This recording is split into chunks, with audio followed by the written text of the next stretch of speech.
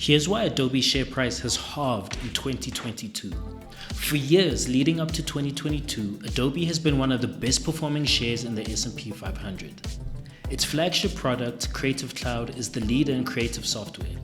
It's also the leader in taking money out of my account every month. Okay, but seriously, Creative Cloud includes apps like Photoshop, After Effects, and Illustrator. Creative Cloud is to creative pursuits what a Bloomberg terminal is to finance or Autodesk software is to the architectural world. With more of the world going digital, Adobe has ridden that wave, providing software for people to create and edit content. It also transitioned to a subscription model in the mid-2010s.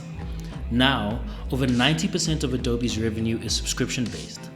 That's important because subscription-based businesses provide more certainty over revenue and earnings. Investors love that, and they loved the stock in the 2010s. The move to a subscription model and a continued strong revenue growth also pushed margins to exceptional levels. Last year, Adobe had a 37% operating margin, which is just But the digital economy has slowed this year. You can see that in the slowdown in digital advertising for companies like Google and Facebook, and Adobe's growth was slowing too as a result. Then, when Adobe released its third quarter earnings, it announced that it was buying Figma, a much smaller competitor, for $20 billion. That huge number shocked investors. $20 billion is equal to the last 4 years of free cash flow that Adobe has generated.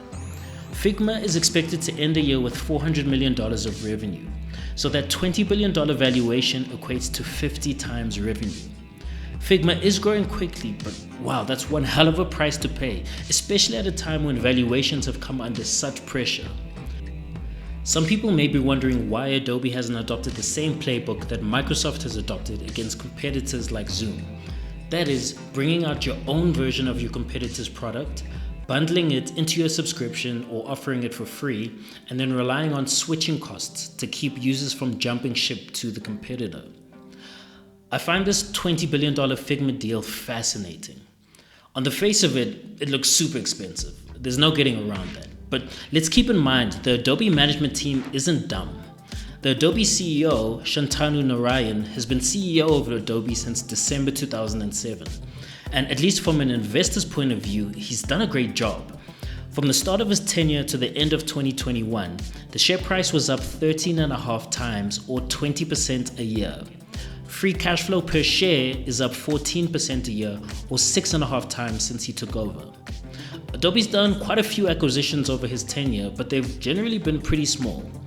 The biggest before the $20 billion Figma deal was $4.7 billion for Marketo in 2018. So this $20 billion deal is a really big swing of the bat for Adobe, especially because they're paying so much in a bear market. Whether or not the deal ends up a success, time will tell.